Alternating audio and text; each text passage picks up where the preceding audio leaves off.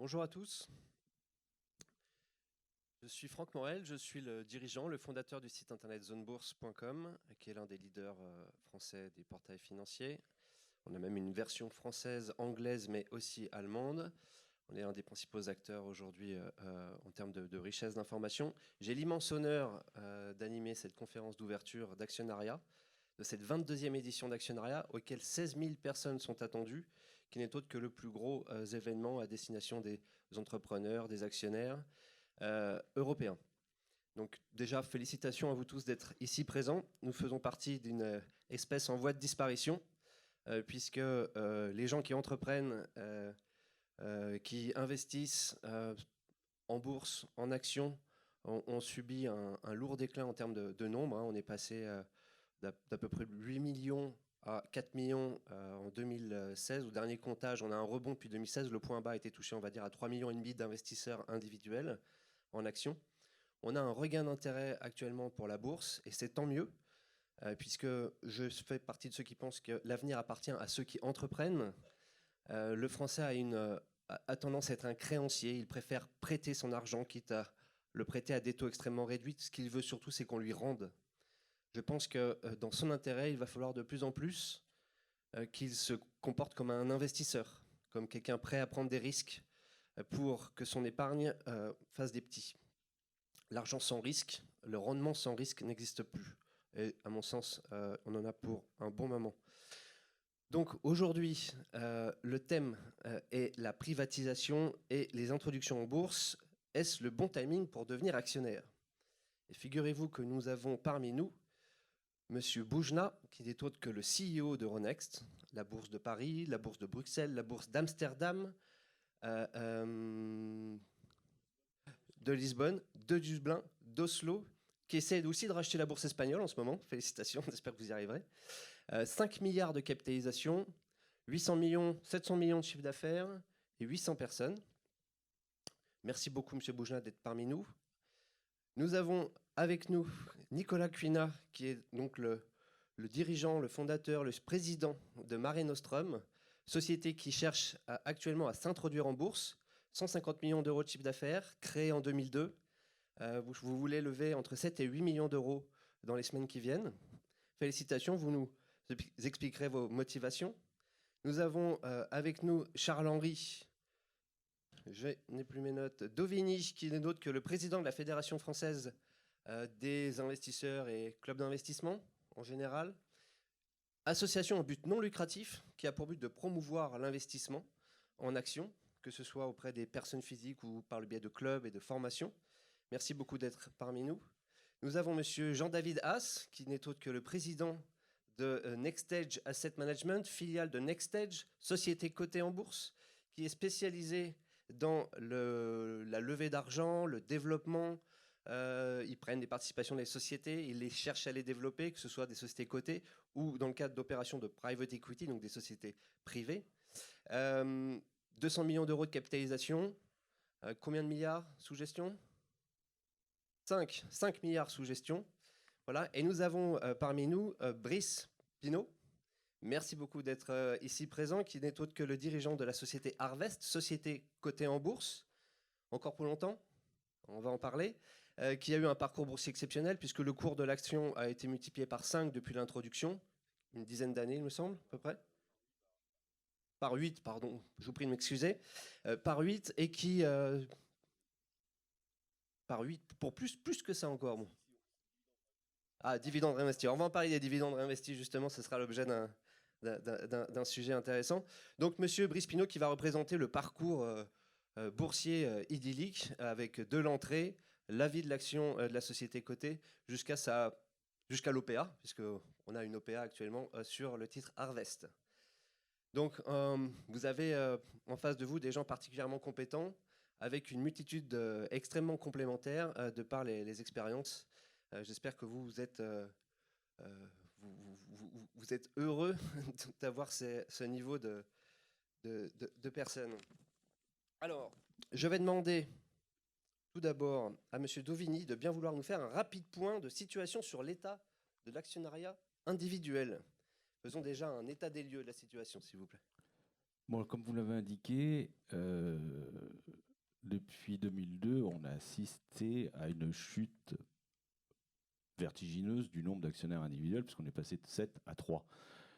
Actuellement, depuis 2017, on assiste à une remontée, on sommes à peu près à 3,5 millions, sachant que sur l'épargne française, c'est 5 milliards 100 millions d'euros. Et là-dessus, vous en avez à peine un tiers qui est dédié aux actions. Dans ce tiers, vous n'avez que 5% de cette épargne qui est destinée aux actions cotées. Le reste, vous avez 25% sur un peu moins 20% sur le non coté et 7% en UC. Voilà. En UC, peut-être préciser ce que c'est. Assurance vie en UC. Voilà. En fonds d'investissement. Investi en fonds d'investissement. Voilà. Par ailleurs, l'âge moyen de l'actionnaire individuel en France est autour de 57 ans. C'est plutôt un homme, même si je vois beaucoup de femmes, donc je suis ravi d'en voir beaucoup, parce que généralement, c'est plus de 75% masculin et 25% féminin. Il faut faire avec.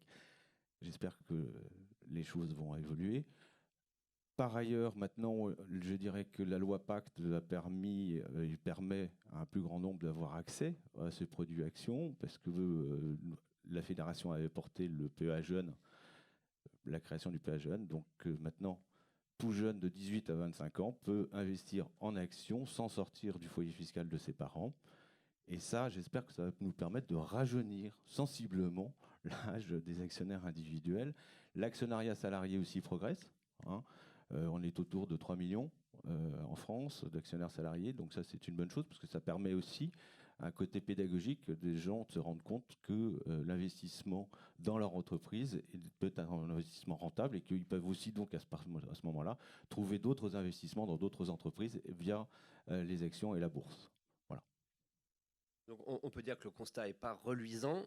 On va évidemment espérer que tout aille mieux et pas mal de choses sont mises en œuvre actuellement pour justement avoir un regain d'intérêt pour la bourse. Mais quelles sont les principales raisons de ce déclin? Jean-David, vous avez une opinion? Moi, depuis... d'abord, merci de votre invitation. Je suis ravi d'être avec vous, ravi d'être à côté de Brice, qu'on a accompagné pendant 15 ans depuis son introduction en bourse. Ça fait x8 alors dessus. Et c'est vrai que ça fait 20 ans que j'entends dire que je n'ai rien compris et que ce qui marche, c'est l'immobilier et le fonds en euros. Et c'est vrai que quand on regarde le patrimoine de nos concitoyens, force est de constater que ceux qui ont placé leur argent sur de l'immobilier depuis 30 ans ont très très bien gagné leur vie. Et c'est vrai qu'il y a un risque rendement sur l'immobilier qui a été fantastique. Et puis ceux qui ont placé leur argent sur le fonds en euros, ils n'en ont pas perdu. Et c'est vrai qu'on a habitué nos concitoyens à du rendement sécurisé. En tout cas, sur les 30 dernières années, c'est ce qui s'est passé. Moi, je suis un capitaliste convaincu. J'ai créé ma société de gestion, j'avais 26 ans. C'est mon grand-père qui m'a passé la passion de la bourse et la passion des actions et du côté et du non-côté. Et je trouve que c'est dommage et que le rendement garanti n'existe plus. C'est-à-dire que le couple rendement garanti, on ne prend pas de risque, ne peut pas exister, ne devrait pas exister. C'est vrai qu'on a connu une baisse des taux d'intérêt depuis 20 ans qui a permis ça. La question est, qu'est-ce qui va se passer sur les 20 prochaines années? Les taux d'intérêt, ils sont à un plus bas historique et ils ne peuvent pas continuer à baisser. Et en revanche, aujourd'hui, on a accès à des actions qui ont du rendement, qui ont de la croissance. Et donc, nous, en tout cas, on milite pour l'investissement dans les PME, l'investissement dans les PME cotées et non cotées, mais c'est très dur, c'est très très dur de convaincre nos concitoyens de suivre un peu cette dynamique. Et la fiscalité dans tout ça? La fiscalité, on paye toujours trop d'impôts, donc c'est vrai que les Français détestent payer des impôts, et ils ont raison. Qu'il y a eu des mesures fiscales dont on a bénéficié, nous, fonds de non-coté, puisqu'on a depuis 17 ans proposé des FCPI et des FIP à nos concitoyens pour qu'ils puissent se défiscaliser sur leur impôt sur le revenu, puis sur leur ISF. Que ces mesures sont un peu en train de tomber, et que finalement, quand on regarde les montants investis chaque année dans les PME, c'est très faible. On a une carence du financement de nos PME qui est horrible si on se compare à nos comparables et européens et américain. Donc ça veut dire qu'on est en train d'amputer l'avenir, d'amputer la croissance, d'amputer la création d'emplois sur le sol français. Donc on a un goût du risque qui n'est, on va dire, pas satisfaisant. On a une fiscalité qui n'a pas non plus accompagné. Monsieur Boujna, vous voulez réagir? Sur la fiscalité, il faut quand même souligner le grand mouvement des deux extrêmes. La fiscalité confiscatoire de la loi de finances pour 2013, quand l'ennemi était la finance, qui a fait monter, selon qu'on est un peu riche ou très riche, le net à soit entre 60 et 80% de fiscalité confiscatoire. Et à l'inverse, la loi de finances pour 2018, qui a été votée à l'automne 17, qui a introduit le prélèvement forfaitaire ou la flat tax à 30%, qui quand même change tout, parce que à la fin de la fin, le rendement, c'est quoi? C'est le rendement fondamental intrinsèque, moins les frais de gestion, moins l'inflation et moins la fiscalité. Bon, aujourd'hui, pour paraphraser ce qui vient d'être dit, effectivement, avec des taux bas, voire négatifs sur les obligations du Trésor, vous enlevez un peu d'inflation, parce qu'il y en a encore un peu quand même, vous enlevez un petit peu les frais de gestion, et vous enlevez la fiscalité, il ne vous en reste pas beaucoup. Vous prenez une action, un peu de risque, vous pouvez trouver du 3 à 4%,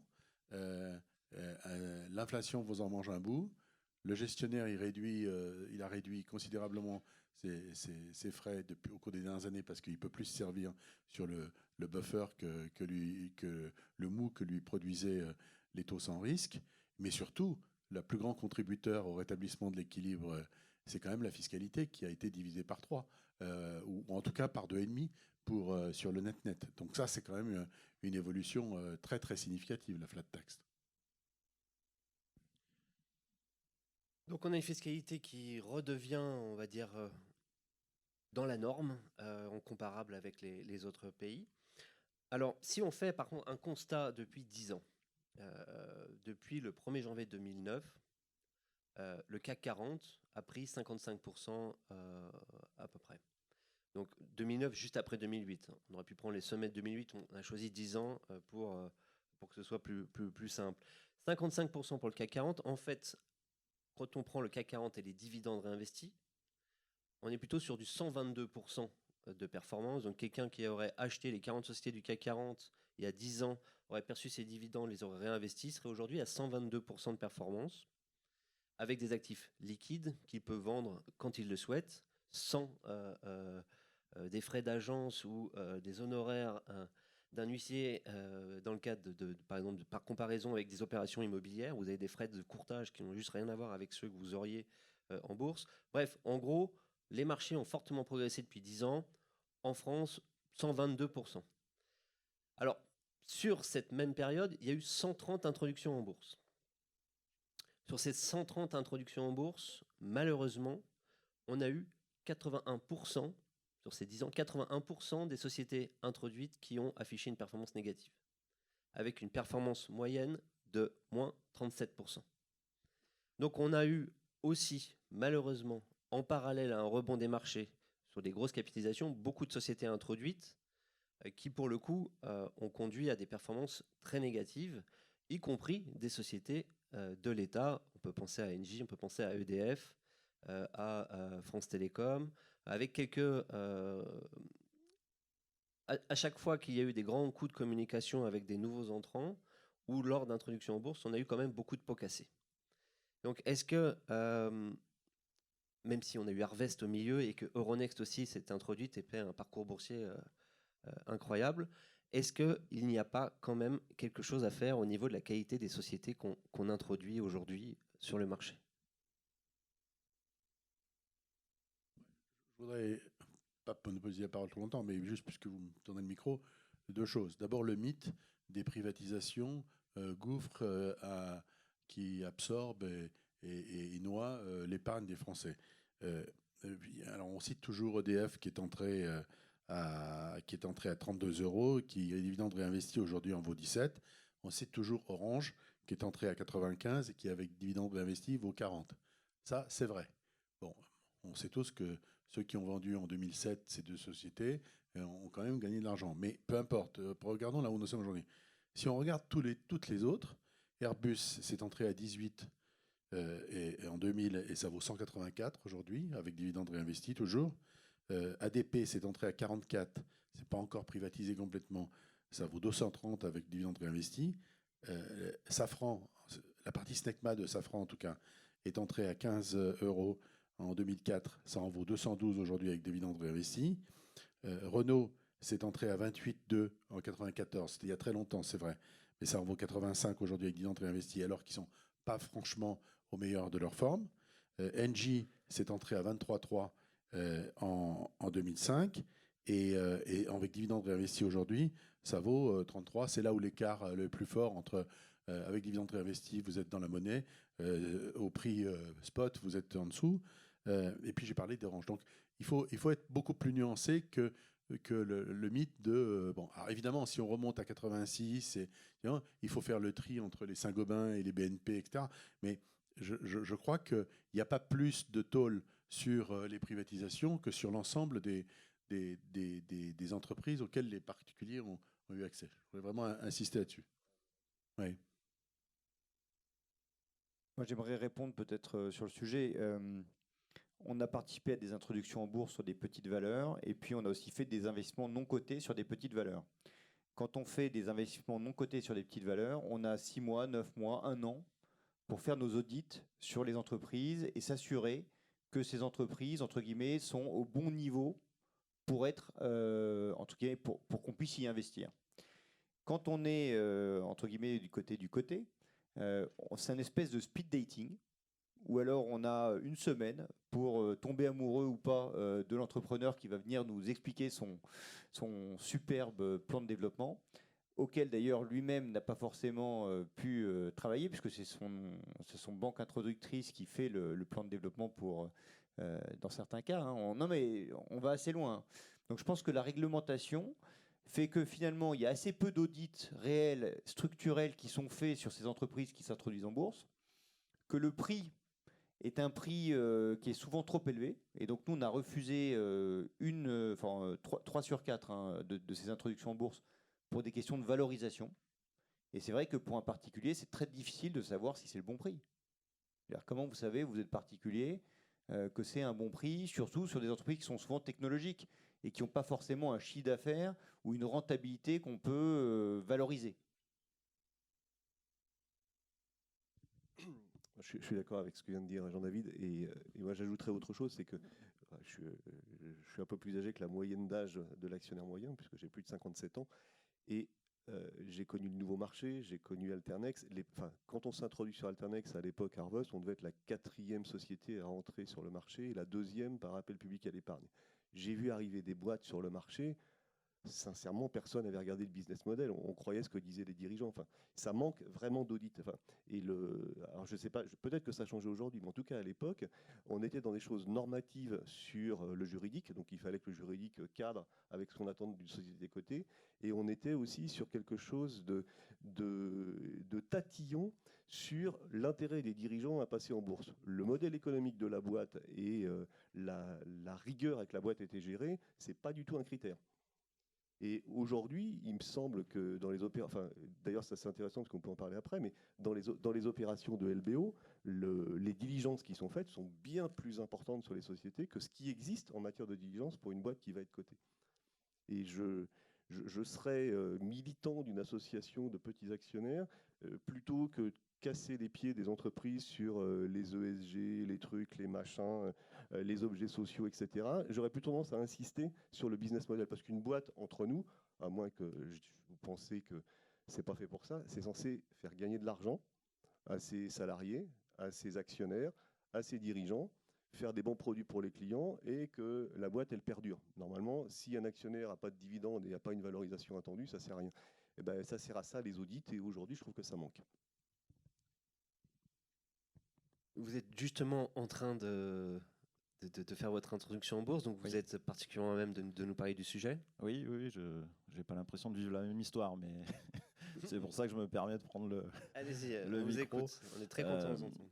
En fait, alors moi j'ai peut-être eu la chance de faire le parcours un peu plus long qu'habituellement, puisque on a tenté cette aventure il y a quelques mois et on avait envisagé de rentrer en début d'année, mais les marchés étant ce qu'ils étaient, on a décalé cette introduction. En revanche, je peux vous dire que pour un entrepreneur qui gère une PME, de devoir soutenir devant l'AMF la santé financière de son entreprise, c'est un exercice auquel on n'est pas habitué. Et on a dû s'entourer de plusieurs conseils que nous n'avions pas avant pour arriver à cette efficience financière. Et quand bien même aujourd'hui, grâce à Euronext, on a pu utiliser un nouveau levier qui est une introduction à moins de 8 millions d'euros, donc on n'a pas eu besoin de repasser devant l'AMF, mais on avait déjà déposé notre documentation de base. Euronext a repassé la même énergie à vérifier si on était une entreprise cotable. Donc je n'ai pas aujourd'hui ce sentiment de ne pas avoir été audité et contrôlé. Et voilà, je pense qu'il y a une organisation, des conseils, des obligations, puisque j'ai dû m'entourer de façon obligatoire de plusieurs conseils qui sont eux-mêmes des professions réglementées. Alors peut-être que ça ne se sait pas assez, peut-être que voilà, ça a beaucoup changé. En tout cas, moi, je vis cette aventure, je suis en plein dedans. J'ai le sentiment d'avoir été accompagné et d'avoir été audité. D'accord. Non, parce que je vais prendre un exemple new-yorkais. Je veux dire qu'on a vécu depuis le mois d'août l'aventure de WeWork et on a vu que les investisseurs ont regardé quand même les détails. La SEC a aussi regardé l'ensemble des détails des documents d'introduction de WeWork et on a vu le résultat. On est passé de 47 milliards à 8 milliards de valo. Donc il y a quand même des audits, j'espère, en tous les cas, pour les introductions. Je dis pas qu'il n'y en a pas. Je dis que les audits que font les fonds quand ils interviennent dans le LBO sont beaucoup plus raides et beaucoup plus durs que les audits qu'on a en introduction boursière. C'est tout. Oui, mais parce qu'ils prennent un peu plus de capital. Pas forcément. Pas forcément. La période pour choisir dans une introduction en bourse si on y va ou on n'y va pas est super courte. Les interactions sont très limitées quand même avec les dirigeants. Et donc on a, voilà, c'est un peu pile ou face. Hein. Oui. L'audit les deux sont vrais, c'est-à-dire que quand quelqu'un investit dans une société qui va rester privée avec comme un projet explicite de la revente dans les 5 à 7 ans et 2, de financer cette acquisition avec de la dette, il fait 2 choses. Il fait son TRI à l'entrée, comme on dit dans le private equity, donc il est très exigeant parce qu'il faut qu'il anticipe sa sortie. Et deuxièmement, il vérifie que la génération de cash flow est suffisante pour rembourser la dette qu'il met dessus. Donc, il a 2 préoccupations, une de financement, une de sortie, qui n'est pas nécessairement celle de l'investisseur de marché qui investit avec un horizon qui est ouvert, indéterminé, qui croit ou pas à la croissance de l'entreprise et qui croit ou pas au rendement de l'actif dans lequel il investit. Donc, c'est déjà une zone de contrainte qui n'est pas la même. La deuxième chose, c'est que dans un cas, vous avez une transparence trimestrielle ou au pire semestrielle, une comparaison trimestrielle ou au pire semestrielle et en tous les cas annuelle par rapport à des actifs comparables. Dans l'autre, le sujet est refermé immédiatement. Donc, vous avez moins de due deal, c'est vrai, pour les raisons que j'ai indiquées sur le financement et préparer la sortie en s'autrempant le moins possible à l'entrée. Mais c'est vrai aussi que le niveau d'information, de précision, de clarification, de justification du management sur le business model n'est pas le même. Alors, vous avez toujours des cas, et c'est vrai que c'est un sujet, on en reparlera peut-être, qui ne sont couverts par aucun analyse de recherche, c'est-à-dire où à la fin, quand vous êtes dans le trou noir de l'information, vous avez peu de comparables, vous êtes peu liquide et vous n'avez pas d'analyste. Là, de toute façon, ce que je dis n'est pas vrai, n'est pas effectif, n'est pas réel. Mais la théorie générale quand même de la cotation en bourse, c'est que vous racontez aux gens qui vous achètent votre action ce que vous faites avec leurs sous et que s'ils ne vous aiment pas et si vous n'êtes pas crédible, ils vendent. Donc, ce principe qu'il y a une différence ontologique majeure qui s'appelle, d'une part, est fondamentalement la liquidité. Parce que tout le monde nous parle des investissements alternatifs, de l'immobilier, des fonds, etc. C'est très bien. C'est sans doute. Et d'ailleurs, vous avez cité sur quelqu'un qui aurait investi que dans de l'immobilier parisien à la même époque, je pense qu'il aurait fait mieux que le CAC aujourd'hui. Mais ce n'est pas le sujet. Il faut considérer alors, soit on considère que la liquidité est un élément de l'équation financière, et c'est ce qu'on nous a appris à l'université. Bon, peut-être qu'il y a plein de choses qu'on nous a appris à l'université, ou surtout des choses qu'on ne nous a pas apprises, comme les taux négatifs qui sont maintenant différentes, et peut-être que la liquidité n'a plus l'importance dans l'équation qu'elle a eue dans le passé. Mais imaginons un instant qu'un actif liquide vaille plus qu'un actif qui n'est pas liquide. Alors, on ne peut pas comparer McDonald's, les relais châteaux ou des pommes et des oranges. On ne peut pas dire que c'est la même chose de prendre un risque identique dans un actif qui est liquide, dans un actif qui n'est pas liquide. La deuxième chose, c'est tout simplement du point de vue de l'émetteur ou du point de vue de l'entreprise. Oui, vous êtes audité, bien sûr. Oui, on audite. Dans un cas, l'histoire s'arrête, ou en tout cas, elle est mise au congélateur ou sous incubateur de croissance jusqu'à ce qu'elle soit revendue en bourse ou à un autre fonds ou à un industriel. Dans l'autre cas, on rentre dans une aventure de croissance et de progression. Mais tout ça se reflète dans le prix. Pourquoi le fonds de private equity qui fait ses due diligence, il paye une prime de M&A, alors que la boîte qui va en bourse, elle accepte une décote d'IPO? Pour ça, parce que l'information est moins bonne et hésitante. Pourquoi quand il y a des duels, on a de plus en plus des dual track, c'est-à-dire des gens qui font en parallèle le prospectus et qui essayent de voir si quelqu'un veut bien les racheter. À la fin, le choix entre je me vends avec une prime de M&A à un fonds ou j'accepte une décote d'IPO, il reflète cette diversité de préférences des uns et des autres. Il reflète surtout l'intimité du manager. Parce que soit il pense que le pire est passé, que le meilleur est à venir, alors il accepte la décote d'IPO pour rester encore en charge du projet de croissance, et il pense qu'il a vu des choses que le marché n'a pas vues et qu'il va pouvoir créer un groupe qui va transformer l'industrie. Ou bien alors il pense que le meilleur est passé et que le pire est devant, et alors il vend à un fonds qui va se débrouiller, et lui il prend l'argent, il va faire autre chose, parce que vraiment ça a été trop dur jusqu'à présent. Mais c'est ça l'arbre de décision. Donc le prix, je crois, reflète cette différence d'information et surtout la différence de projet. Enfin, pardon d'avoir été aussi long. Très intéressant. Vous aviez l'air d'avoir envie de réagir. C'est vrai que vous représentez donc le parcours boursier exceptionnel. Donc vous avez réussi à vous introduire, vous avez assumé le fait de diriger une société cotée, vous avez versé des dividendes, d'où la performance de 800% ou 900% plutôt de 400%. Et donc, qu'est-ce que vous vouliez dire à l'instant? À l'instant ou répondre à votre question. Peut-être que je dirai après ce que je voulais dire à l'instant, puis comme je l'aurais oublié, on ne déclenchera pas une polémique. Donc l'histoire d'Arvos, c'est une histoire relativement simple. Donc, on s'est introduit en 2005, au tout début de la création d'Alternext. On a dû rentrer sur le marché début juin 2005. Et non, c'était en juin. Bon, ouais, les autres choses avant. Mais ne me coupe pas. Et à l'époque, Alternext avait été créé par Euronext sur les fondamentaux qui étaient les suivants. L'idée, c'était on veut que des PME françaises de croissance puissent accéder à un marché public avec, au sens anglo-saxon du terme, donc accéder à la cotation, parce que ces boîtes-là sont des championnes sur leur marché, qu'elles veulent le faire savoir. En fait, Harvest, à l'époque, et qui est toujours, c'est toujours le métier qu'on fait, mais on est un éditeur de logiciels pour le monde de la banque et de l'assurance, et on aide les banquiers à faire du conseil patrimonial pour les particuliers. Donc on a une grosse expertise en matière de métiers, de succession, de retraite, de projection patrimoniale et d'optimisation de portefeuille.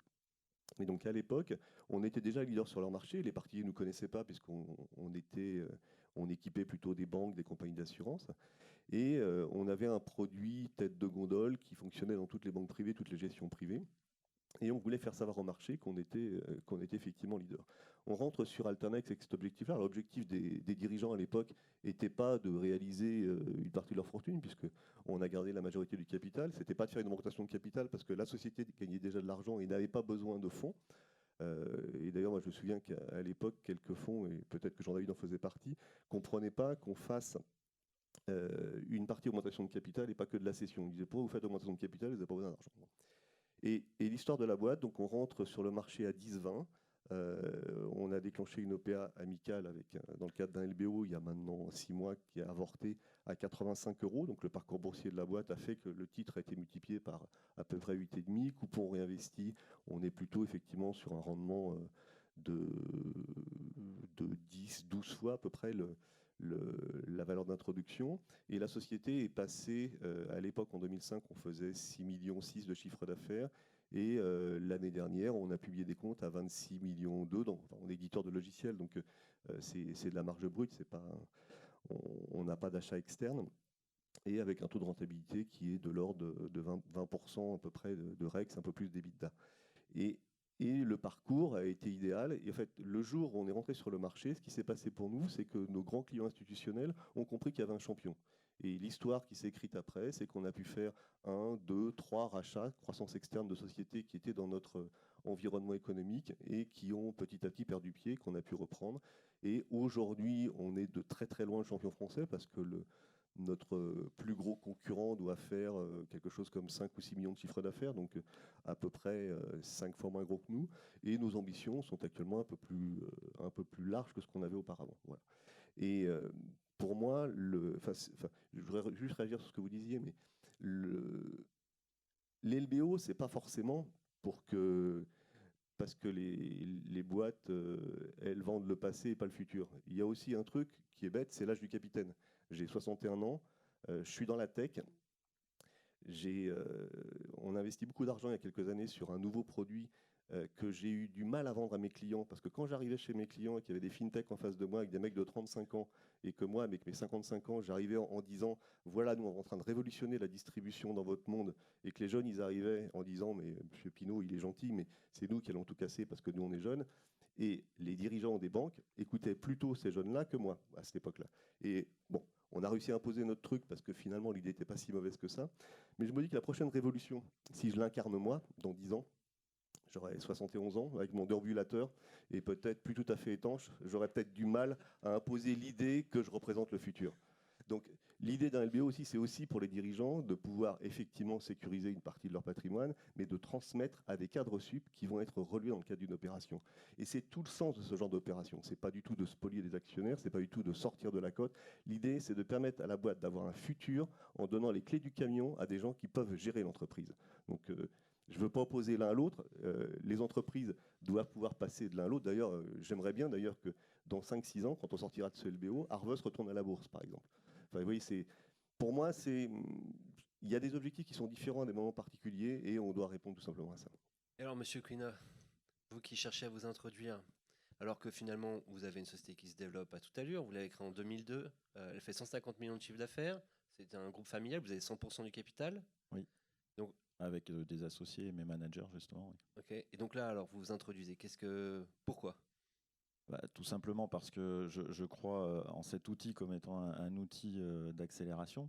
Il va nous permettre, et on le voit déjà aujourd'hui en étant dans cette aventure, d'avoir une formidable visibilité. Ça a été avant tout, on en a parlé tout à l'heure, une obligation finalement de rechercher l'efficience en termes d'organisation et de structuration financière pour passer toutes ces étapes. Donc ça, c'est déjà 2 objectifs qui sont formidables. Bien évidemment, en pleine croissance, on a besoin, nous, de renforcer et de sécuriser notre entreprise. Donc la levée de fonds et l'augmentation de capital nous paraissaient dans la stratégie de l'entreprise une nécessité. On n'est pas à l'abri aussi d'avoir des cibles extérieures et donc de la croissance externe. Donc ça va nous aider bien évidemment dans ce chemin-là. Mais c'est aussi l'aboutissement d'une histoire, puisque pour moi, c'est une entreprise, c'est une aventure entrepreneuriale dans la mesure où on a associé quelques managers depuis le début de l'aventure, que dans cette opération, on leur a demandé de nous accompagner et qu'on va plus loin, puisque nos salariés aussi vont participer. Et donc, on est vraiment, pour nous, au cœur d'un système économique de partage, parce que pour nous, la bourse, c'est un moyen d'entreprendre. Une PME, ce n'est pas très visible. On a un métier qui est plutôt un métier pas très brillant au départ par rapport aux biotech, par rapport à tout ce qu'on a pu entendre. Mais c'est peut-être ça aussi notre force, parce qu'on a des comparables, on a un savoir-faire, on a déjà réussi depuis 15 ans à avoir une croissance à 2 chiffres quasiment permanente. Donc maintenant, on veut encore grandir et utiliser cet outil qui nous paraît le plus approprié. Alors, moi, je voulais juste faire une remarque parce qu'on parle de la FDJ aujourd'hui et monsieur rentre en bourse pour une augmentation de capital, vous êtes rentré en bourse pour faire développer vos fonds propres et se développer derrière avec une augmentation de capital.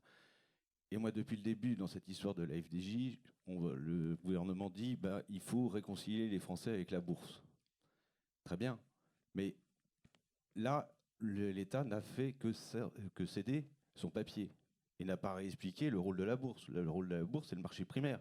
C'est la rencontre d'entrepreneurs qui ont besoin de nouveaux fonds propres pour se développer et d'investisseurs qui ont besoin de placer des capitaux avec un rendement. Là, l'État, lui, il fait juste, hop, je vends mon papier et la FDJ n'a pas besoin de nouveaux fonds propres. Donc là, je regrette fortement en termes de pédagogie pour faire venir de nouveaux actionnaires en français en bourse, de ne pas avoir fait cette œuvre de pédagogie et demander à la Française des Jeux d'avoir une part de cette privatisation en augmentation de capital. Et là, ce matin, j'étais sur BFM Business et j'entends le truc en disant « Ah oui, alors en fait, la FDJ a besoin de nouveaux fonds propres et de la privatisation va leur permettre de financer la digitalisation parce qu'ils sont très en retard sur leur marché. » Je ne comprends pas. Parce que je ne comprends pas en quoi la privatisation va permettre à la FDJ de financer ce développement futur dans la digitalisation. Voilà, il y a une petite erreur. C'est vrai que l'introduction se fait par un placement, c'est-à-dire que l'État vend ses titres, c'est les nouveaux actionnaires qui achètent ces titres, alors que par opposition à une introduction en bourse avec augmentation de capital, le cash qui est investi, il est investi dans la société pour qu'elle fasse de la croissance externe, de la croissance organique et qu'elle ait des moyens supplémentaires pour se développer.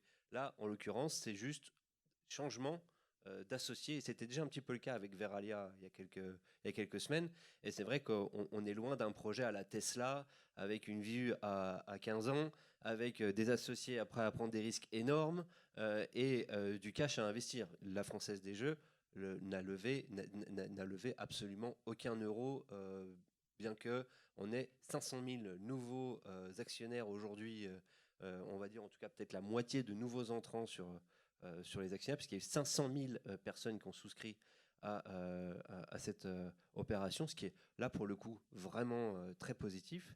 Mais d'ailleurs aussi, on a sur un prix qui est juste le haut de fourchette, donc l'État a quand même aussi favorisé ses propres intérêts en vendant au maximum qu'il l'espérait, qu'il le pouvait, plutôt que potentiellement plus facilement faire une bonne opération à tous ces nouveaux entrants qu'il embarque sur le marché. Enfin, ça, c'est la discussion classique. Quand l'État vend pas cher, on explique qu'ils bradent les bijoux de famille et qu'ils sont des piètres propriétaires. Et quand ils vendent au bon prix, on explique qu'ils ont fait les poches aux actionnaires qui ont acheté le truc. Franchement, ils ont vendu dans des conditions de marché qui étaient favorables par rapport au mandat qu'ils avaient, qui était de se désengager du capital d'une entreprise dans laquelle ils extraient de la valeur en direct, sans passer par la case coût fixe, par la fiscalité. Ils se servent au départ. Donc, quand vous êtes en charge de l'intérêt général, c'est quand même beaucoup plus efficace que de gérer l'entreprise et de prendre les risques opérationnels. Ils gardent un contrôle réglementaire par rapport à l'intérêt général dont ils ont la responsabilité pour assurer et un certain nombre de contraintes qui font que l'entreprise sera très régulée comme elle l'était auparavant et elle continuera à l'être. Et par contre, ils profitent de l'opération pour financer ce qu'ils considéraient être une autre propriété, une autre de leurs priorités, qui est le financement dans les technologies disruptives, qui est un truc très compliqué et pour laquelle ils ont besoin de sous. Donc, faire ça maintenant à ces conditions de prix, ça rentrait parfaitement dans le cadre du mandat des gens qu'on élit pour gérer notre argent en tant que contribuable. Du côté des actionnaires, là, le cours progresse bien dans la journée. Probablement qu'il va monter dans l'euphorie de l'opération, mais c'est quand même un objet très particulier, avec un rapport entre le profil de risque et le rendement qui est assez unique. Donc, je pense que les actionnaires qui vont acheter la Française des Jeux ont plus de visibilité sur la rentabilité de l'entreprise, sur ses revenus et sur sa profitabilité que pour l'immense majorité des entreprises que j'ai citées et qui ont été mises en bourse depuis 1986. Alors effectivement, comme l'entreprise va bien et qu'elle a une génération de cash flow qui est considérable, mais ça c'est dans le prix, ils n'ont pas besoin de lever du capital tout de suite. Et peut-être que c'est malin de leur part d'attendre que la valorisation se stabilise à des niveaux plus élevés pour faire une augmentation de capital à l'occasion d'une opération transformante ou d'une opération de taille significative qu'ils pourront se plaindre. De ce point de vue-là, ils se comportent comme n'importe quelle entreprise qui gère son bilan et qui va probablement bourrer le plus de dettes possible jusqu'à certaines limites et puis ensuite aller chercher la dilution et des actionnaires. Donc, c'est sûr que moi je souscris à ce qu'il dit, pour entre guillemets, l'éducation des masses, c'eût été peut-être préférable qu'il y ait une tranche primaire. Mais l'objet n'en avait pas besoin. Le problème de la Française des Jeux, c'est pas le manque d'argent, c'est autre chose, c'est la capacité de croissance. Donc je crois que l'opération a été extrêmement bien faite, elle est très réussie. Maintenant, c'est quand même un objet très spécial. Ce qui vient derrière, faisons abstraction du débat sur le référendum, c'est Aéroports de Paris qui est une magnifique entreprise, qui est une infrastructure là aussi très régulée, mais qui quand même évolue dans un environnement concurrentiel qui est très différent. Ce qui vient derrière, c'est Engie qui est confronté à des mutations de ces marchés très très profondes. Donc là, on est dans des entreprises qui ressemblent beaucoup plus à celles que j'ai citées, Renault, Airbus, Snecma, Safran, etc. Moi, il y a un truc qui me marque sur cette privatisation, c'est que vous regardez à peu près les chiffres, il y a 15 à 16 milliards de collecte par la Française des Jeux chaque année, à comparer à peu près à 800 millions d'euros investis dans les PME. Alors la Française des Jeux, c'est un truc où on est sûr de perdre.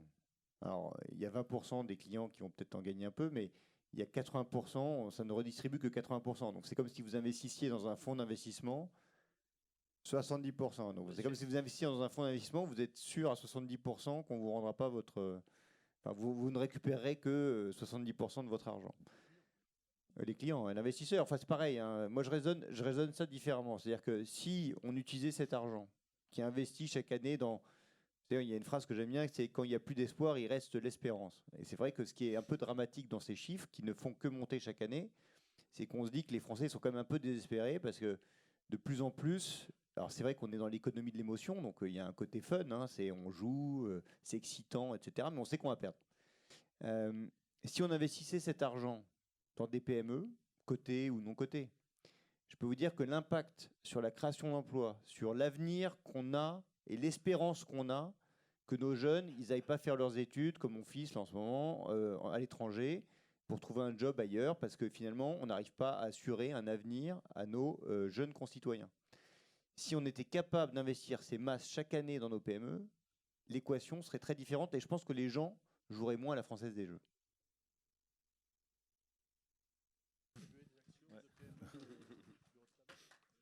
On a utilisé les 16 milliards. C'est philosophique, mais c'est vrai qu'on fait une fixation sur... Alors je sais pas, combien d'entre vous ont investi dans la Française des Jeux? Allez, vous cachez pas. Bon, combien d'entre vous jouent au loto? Bon, c'est pas. Et combien d'entre vous investissent dans des PME? Voilà. Et ben, le problème, c'est que dans nos consignes, quand vous sortez de la porte-maillot, c'est l'inverse. C'est que personne n'investit dans les PME et tout le monde joue au loto. Donc, finalement, oui. Moi, je peux peut-être mettre tout le monde d'accord parce qu'on est porte-maillot, on est une PME et on est en pleine période de souscription. Donc, moi, je suis à votre disposition. Ce qui est sûr, c'est que en fait, c'est aussi la communication qui a eu lieu autour de l'opération qui fait avoir ce genre de discours et de se poser la question même de l'intérêt finalement pour la bourse à long terme sur un business qui n'est pas très ISR-like, hein, la Française des Jeux. On est dans le pari, on est dans le gambling, on n'est pas loin on est généralement sur des boîtes qui ont des niveaux de valorisation plus faibles que d'autres genres de business. Hein. Le tabac, l'industrie du gambling ont des décotes importante généralement. Mais on veut aussi faire en sorte que les 3/4 des personnes qui pensent que la bourse c'est du casino ne rattachent pas non plus désormais la performance du marché ou à l'évolution du cours de la Française des Jeux. On a aussi quand même ce risque d'image réputationnelle dont on n'a surtout pas besoin, puisque en gros, quand vous prenez un Français dans la rue, vous avez, dans 24% des cas, il va dire qu'il a confiance dans les marchés et dans les marchés de capitaux. 76% n'ont pas confiance ou considèrent que c'est pour les riches, c'est pour les spéculateurs et qu'ils n'ont aucune chance de toute manière de s'en sortir. Donc c'est surtout cette communication sur la Française des Jeux qui, je pense, crée ces opinions aussi divergentes, parce que sinon, d'ailleurs, on va arriver à parler d'ADP très rapidement, parce que le temps passe, mais ADP pour ou contre la privatisation, puisque finalement, si c'est un business qui est sain, qui se développe, qui génère chaque année 4 ou 5% de rendement, dans une situation monopolistique, avec une visibilité formidable, en tant qu'investisseur, si vous avez la chance d'avoir en plus un prix de revient super faible sur ce genre de boîte, quel est votre intérêt finalement de prendre vos plus-values? Alors, donc, je vais juste revenir sur le mandat du gouvernement sur les privatisations rappelées par M. Hougelin. L'objectif du gouvernement, c'est de lever 10 milliards d'euros pour générer 250 millions d'euros de revenus annuels pour investir dans les nouvelles technos. Alors, maintenant, j'ai une question je me pose une question, c'est comment je peux avoir un rendement de 2,5 sécurisé par an avec des taux négatifs. Alors qu'en fait, si je prends les dividendes servis par ADP, Française des Jeux et d'autres sociétés dont l'État est actionnaire, j'arrive à plus de 250 millions d'euros de dividendes. Voilà, c'est juste, je pose la question. Donc de l'intérêt de la privatisation ou peut-être de la vente des actions d'ADP. Moi j'ai eu la chance de rencontrer Augustin de Romanet et je trouve qu'il gère extrêmement bien sa société. Étant capitaliste, pour être franc, je ne comprends pas pourquoi l'État a autant de participation dans des sociétés qui devraient être privées. Et je pense que la compétition, le privé, pousse à l'excellence. Alors, effectivement, pour des raisons historiques, l'État a eu besoin de nationaliser certaines affaires. Mais c'est très bien que l'État puisse rendre au privé ce qui devrait lui appartenir, que des actionnaires institutionnels et particuliers puissent en bénéficier à bon compte. Et donc je pense que le à bon compte est important, parce que c'est important, si l'État en a profité pendant des années, c'est aussi bien qu'il puisse le redonner à bon compte à ses actionnaires, et que ces entreprises puissent améliorer la qualité de service face à de la concurrence, et non pas dans des monopoles. Je rappelle qu'on est quand même dans une économie en pleine transformation, et que les monopoles dans les économies en transformation, généralement, c'est un peu comme les mammouths au moment de la période de déglaciation, ils meurent. Donc c'est bien que ces entreprises soient confrontées à la concurrence, qu'elles soient confrontées à la réalité de l'économie et qu'elles s'adaptent.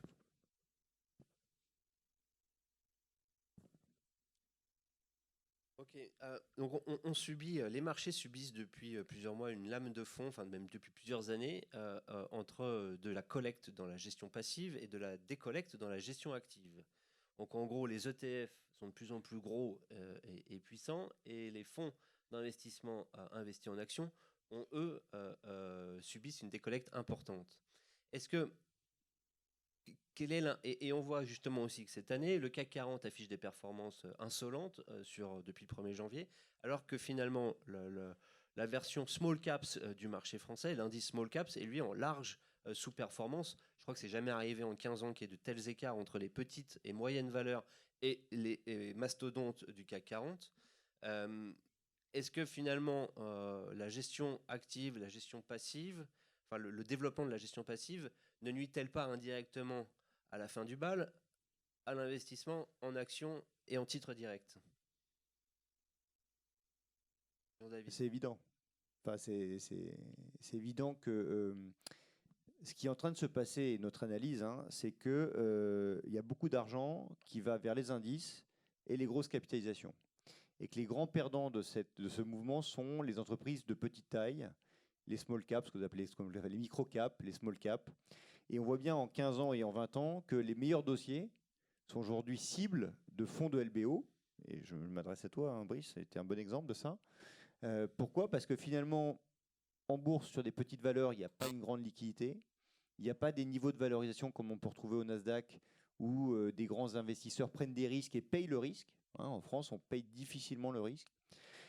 Et que donc les fonds small cap, qui en plus sont des fonds qui doivent assurer de la liquidité à leurs clients, sont en inadéquation de liquidité entre leurs actifs et leurs passifs. Alors là, ça devient très compliqué, mais en fait, c'est simple. C'est qu'il y a des clients qui veulent du rachat et de la liquidité à tout moment, et eux, du coup, sont obligés de privilégier des grosses capitalisations où il y a de la liquidité. Ils ne peuvent pas s'investir sur des petites valeurs. Hein, on se souvient tous du cas Richelieu, qui était un cas quand même assez dramatique dans le marché, où il était sur des actions Club Méditerranée, qui a quand même une belle société, mais vu les volumes de rachat qu'il avait, il ne pouvait pas sortir de ses fonds. Et donc ça a créé d'ailleurs la cession du groupe Richelieu à nos amis de KBL. Donc il y a une inadéquation aujourd'hui dans le capitalisme français entre des gens qui veulent investir sur des petites valeurs et le fait que celles-ci soient cotées en bourse. Donc du coup, il y a des retraits de cotes, et c'est vraiment dommageable, parce que nous, on adore ça, et on trouve que c'est dommage que le public ne puisse pas en profiter. Et comme on est contrariant, qu'est-ce qu'on a fait ? Nous, on était non cotés, on s'est dit, bah, tiens, on va se coter, parce que si tout le monde sort de bourse, eh ben, il faut faire l'inverse, parce qu'à un moment donné, on pourra en tirer des bénéfices. Et le bénéfice principal, c'est quoi ? C'est le long terme. C'est que ce qui me fascine, c'est que la bourse est un outil de long terme, mais c'est devenu un outil de super court terme. C'est-à-dire que les fonds d'investissement, enfin nos confrères font quand il y a des IPO, ils font des allers-retours dans la journée. Et finalement, on est en train de perdre le capitalisme de bon sens, le capitalisme qui dit, voilà, il y a des entrepreneurs de valeur, on va les accompagner pendant 10 ans, pendant 15 ans, pendant 20 ans, et qu'il n'y a pas assez d'acteurs qui pensent long.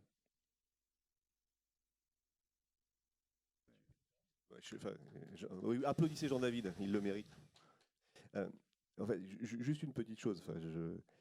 Effectivement, nous, on est dans un LBO, mais je répète ce que j'ai dit tout à l'heure. Je serais toujours coté en bourse si j'avais pas 61 ans. Parce que l'idée, même ça fait des années qu'on était chassé par des fonds.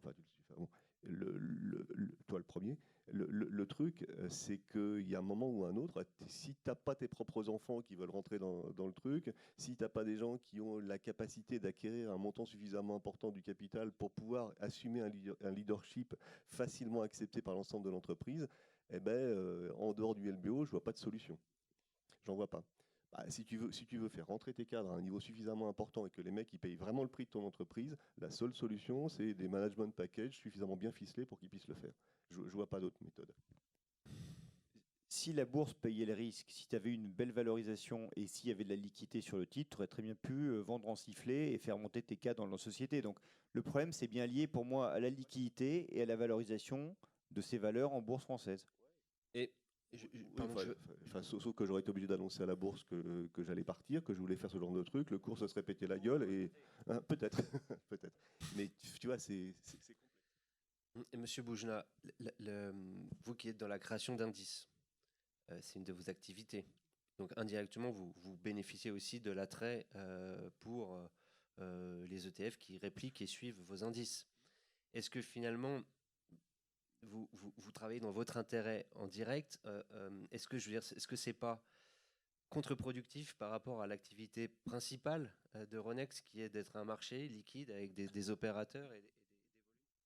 Moi, je ne suis pas sur une barricade à défendre l'investissement direct en action. Il y a une réalité du marché qui a été une mutualisation complète de l'épargne, la fin du direct assez largement et le passage par des véhicules mutualisés.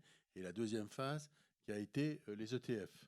Donc, quand vous mettez bout à bout les robots, la gestion passive, la mutualisation des véhicules et les ETF, il y a un mouvement de fond qui est que les investisseurs finaux veulent des produits synthétiques et qui intègrent dans le produit lui-même une diversification du risque. Ça, c'est une réalité, c'est une préférence des investisseurs. Donc, il y a des produits qui se sont mis en place pour répondre à cette préférence. C'est une préférence. Beaucoup des institutionnels et beaucoup des gens super passif. By the way, une des raisons pour lesquelles les ETF marchent si bien, c'est que la migration entre la gestion en investissant dans les taux fixes et le monde action, l'outil de migration, c'est les ETF. Parce que c'est à peu près le même confort intellectuel d'investir dans un ETF que d'investir dans du taux fixe. Parce que vous ne tapez pas l'analyse du sous-jacent fondamental. Et donc, comme c'est des gens qui migrent comme ça tout doucement, j'investissais dans un paquet d'obligations corporate et de taux souverains vers de la classe action, mais que je n'ai pas envie d'entrer dans l'analyse sectorielle ou directionnelle du truc, ça a fait le bonheur des ETF, le bonheur de Blackstone, le bonheur de tous ces gens-là. Donc oui, c'est vrai que ce n'est pas bon pour le direct, mais ça permet quand même de canaliser in fine vers la classe action, même de manière très indirecte, un gisement d'épargne qui, de toute façon, a vocation à être investi.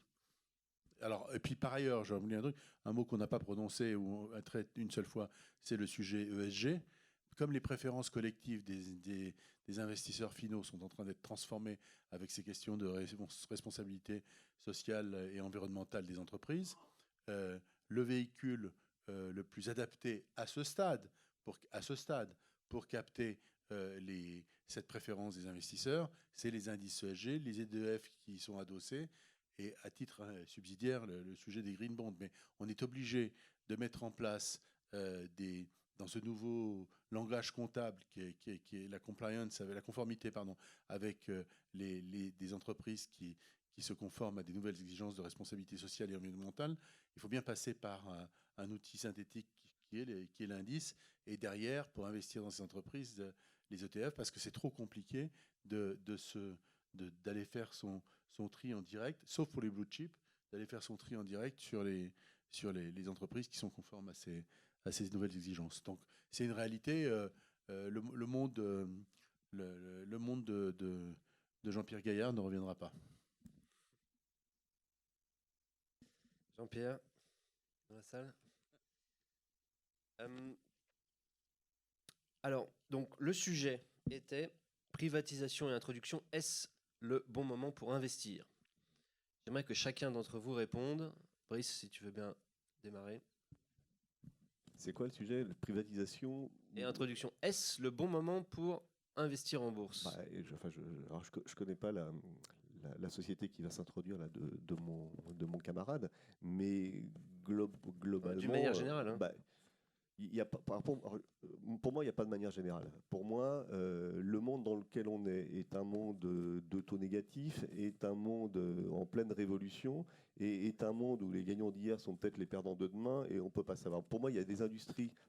Je travaille avec un secteur d'activité qui est celui du monde de la finance, qui doit faire une grosse révolution, aux portes duquel tapent les Google, les Amazon et tout ce que vous voulez qui vont arriver avec des secteurs financiers. Et on est encore en train de se poser la question dans notre pays de ce que veut dire l'éducation financière du public. Pour moi, ce n'est pas un problème d'éducation financière du public. On est tous mauvais. Le vrai sujet, c'est la capacité de réseau de distribution à vendre des produits longs à des gens qui sont essentiellement placés sur du court, voire même du très court, à rendement à 30% négatif. Donc le sujet, il est là. Donc c'est un problème de réseau de distribution. Et ça passe forcément par le digital. Il y aura des vainqueurs, il y aura des perdants. Dans tous les secteurs d'activité, on va vivre des choses comme celle-là. Faut regarder. Il y a des secteurs d'activité, je me dis, qui vont continuer à perdurer, l'alimentation, l'agricole. Donc c'est le bon timing pour devenir actionnaire? C'est toujours le bon timing, mais il faut faire le bon choix, c'est tout. Voilà. Toujours le bon timing. Jean-David? Non mais Brice a raison, on est dans un mouvement darwinien où les dinosaures vont disparaître. Donc Brice n'est pas un dinosaure, nous non plus. En revanche, il y a toujours des pépites, et c'est la beauté de la bourse. Et si on fait un peu son travail, il y a toujours des sociétés intéressantes à racheter. Et nous-mêmes, en ce moment, et c'est public puisqu'on a un programme de rachat d'actions, on rachète nos titres. Alors, est-ce que c'est super de se dire, on est une entreprise cotée, on rachète nos titres en ce moment? Non, c'est pas super de se le dire. Parce que franchement, on préférait accueillir des nouveaux actionnaires.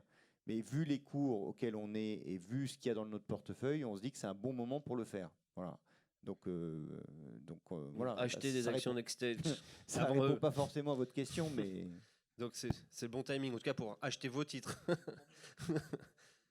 Non, je vais faire la même réponse que mes deux voisins de gauche, d'autant plus qu'on en a parlé, la loi Pacte permet maintenant un certain nombre de véhicules, le PER, le PEA jeune, vous avez l'assurance vie ouverte maintenant au private equity. Donc il y a un certain nombre de choses qui vous permettent de plus en plus d'aller investir en actions. On a parlé des problèmes de fiscaux où on est à la flat tax. Donc il y a des opportunités, il suffit de les saisir. Maintenant, c'est à vous de choisir. Moi, j'ai aucun conseil. Alors, comment pourrais-je dire le contraire? Mais on a tellement parlé bien de nous jusqu'à présent, parce qu'on a décrit l'entreprise comme étant dans laquelle il faut aller. Non, on est une PME, on y croit. Bien évidemment qu'on pense que c'est le bon moment. Après, j'aimerais rajouter que c'est un parcours qui n'est pas évident parce que il y a une organisation autour de la bourse qui fait qu'aujourd'hui, nous, on a fait le choix, parce qu'on a eu la chance de le faire, encore une fois, finalement presque 2 fois. Et on s'est rendu compte que les actionnaires que l'on voulait, on ne pouvait pas les rencontrer et on ne pouvait pas leur parler. Parce que oui, je rejoins ce qui a été dit tout à l'heure, peut-être qu'on a peu de temps pour vendre notre entreprise parce qu'on va avoir un intermédiaire pendant 1 heure. Et moi, je crois que ce n'est pas suffisant. C'est pour ça qu'on a fait le choix, chez Mare Nostrum, de faire plus de réunions en région que la Française des Jeux. On est tous les soirs avec mes associés dans les campagnes, dans nos campagnes, pour aller serrer la main de futurs, j'espère, actionnaires. Et je crois que dans la bourse en France, c'est ça qui nous manque. Non, ben évidemment, je souscris à tout ce qui vient d'être dit. Il y a, je crois, une fenêtre là, d'opportunité avec des cours de bourse qui ne reflètent pas la migration assez profonde qui va se passer des sommes investies en taux fixe qui sont en train assez profondément, de manière assez inerte au sens physique du terme, de migrer vers des taux fixes vers la classe action. Et ça devrait assurer une liquidité très considérable dans les années qui viennent sur tous les risques actions. Merci. Merci à tous. Merci beaucoup. Merci. Et bon salon.